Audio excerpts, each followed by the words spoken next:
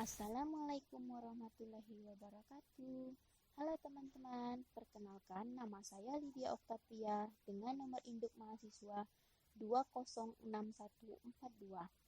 Di sini saya akan membagikan salah satu materi dari mata kuliah Finance, yaitu manajemen persediaan.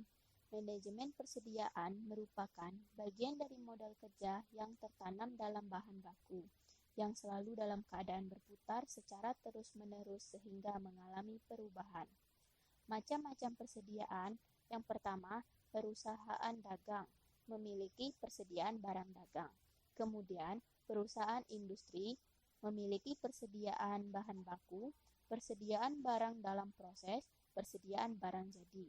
Kemudian, pengaruh persediaan. Apabila persediaan terlalu tinggi, maka biaya penyimpanan juga akan ikut tinggi. Kemudian biaya bunga juga mengalami kenaikan, biaya pemeliharaan juga tinggi, serta dapat memperkecil keuntungan perusahaan. Selain persediaan terlalu tinggi, persediaan yang kecil juga memiliki pengaruh, di antaranya akan menyebabkan terganggunya proses produksi, perusahaan juga tidak dapat bekerja secara full, penjualan akan turun. Persediaan pada perusahaan dagang meliputi persediaan barang dagangan, pengendalian. Pengendalian dilakukan dengan mempertimbangkan pertama, kemampuan menjual, kemudian biaya pemesanan, biaya pengiriman, biaya penyimpanan di gudang, lama proses pembelian sampai barang diterima, dan harga. Persediaan pada manufaktur atau bahan baku meliputi berapa jumlah bahan baku yang harus ada, bagaimana cara mengadakan bahan baku. Ada beberapa cara dalam mengadakan bahan baku. Yang pertama, dibeli secara sekaligus, kemudian dibeli secara bertahap, pembelian dengan EOQ, dan just in time. Cara mengadakan bahan baku memiliki keuntungan dan kerugian tersendiri. Yang pertama, pembelian sekaligus memiliki keuntungan, frekuensi pembelian menjadi kecil.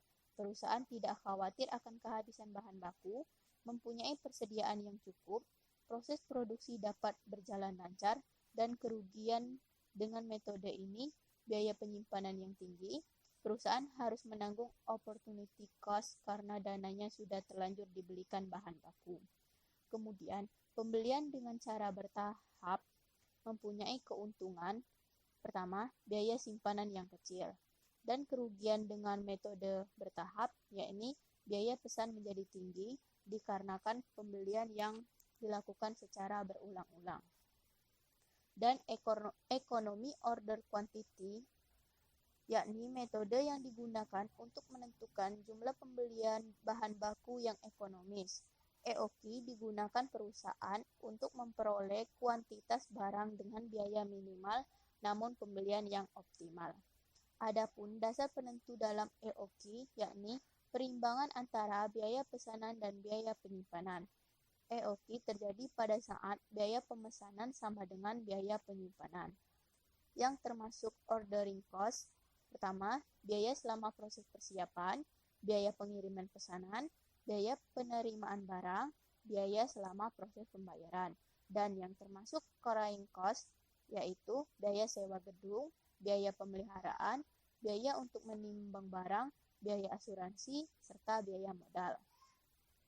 Syarat-syarat pembelian dengan EOQ yakni harga pembelian per unit konstan, bahan baku selalu tersedia di pasar setiap saat dibutuhkan, kebutuhan bahan baku tersebut relatif stabil sepanjang tahun.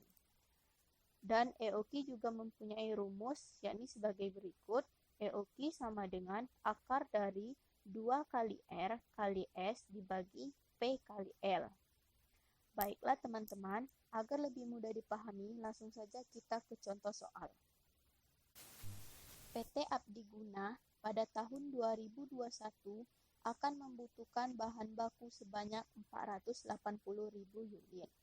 Harga bahan baku per unit Rp4.000. Biaya pesan untuk setiap kali melakukan pemesanan sebesar Rp150.000. Sedangkan biaya penyimpanan sebesar 25% dari nilai rata-rata persediaan. Dari data di atas, tentukan A. Berapa jumlah pemesanan yang paling ekonomis dengan rumus EOQ. Kemudian, berapa kali pemesanan yang harus dilakukan dalam 1 tahun. C. Berapa hari perusahaan melakukan pemesanan dalam 1 tahun. Untuk mempermudah teman-teman dalam menjawab soal, buatlah terlebih dahulu yang diketahui dalam soal, seperti R. Jumlah unit yang dibutuhkan perusahaan dalam 1 tahun, yakni 480.000 unit. Kemudian S. Biaya pesanan setiap kali pesan sama dengan 150.000. P. Harga pembelian per unit sama dengan Rp4.000. Dan biaya penyimpanan sebanyak 25%. Langsung saja kita jawab pertanyaan yang pertama. Pertanyaannya yakni, berapa jumlah pemesanan yang paling ekonomis dengan rumus EOQ? Langsung saja, kita masukkan rumus EOQ terlebih dahulu.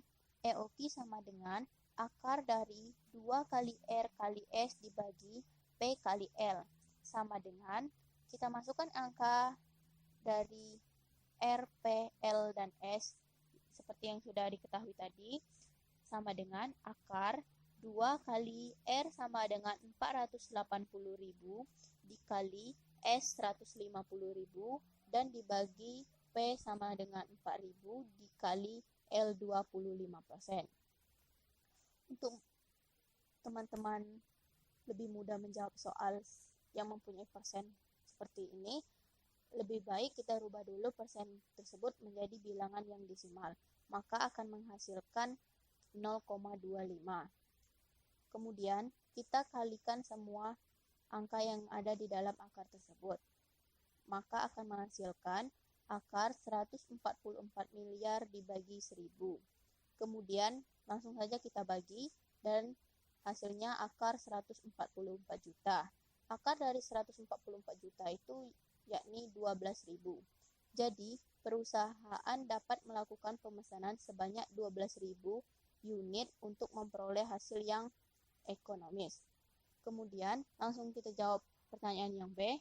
Berapa kali pemesanan yang harus dilakukan dalam 1 tahun? Pemesanan dalam 1 tahun sama dengan R dibagi EOQ. R sama dengan 480.000. EOQ merupakan 12.000 itu merupakan jawaban dari soal kita yang pertama tadi, yakni 12.000, maka kita bagi 480.000 dibagi 12.000 sama dengan 40, maka perusahaan dapat melakukan pemesanan sebanyak 40 kali pemesanan dalam 1 tahun. Kemudian soal yang C, berapa hari sekali perusahaan melakukan pemesanan dalam 1 tahun? Perusahaan melakukan pemesanan sama dengan 1 tahun dibagi jumlah pemesanan dalam 1 tahun. 1 tahun sama dengan 360 hari, maka 360 dibagi jumlah pemesanan dalam 1 tahun, kita dapatkan dari soal yang B tadi, yakni 40. 360 dibagi 40 sama dengan 9. Jadi, perusahaan melakukan pemesanan sebanyak 9 hari sekali dalam 1 tahun. Baiklah teman-teman, itu saja presentasi dari saya kali ini. Apabila terdapat kesalahan dan kekurangan, saya mohon maaf. Saya akhiri dengan mengucap wabillahi taufik walhidayah. Wassalamualaikum warahmatullahi wabarakatuh.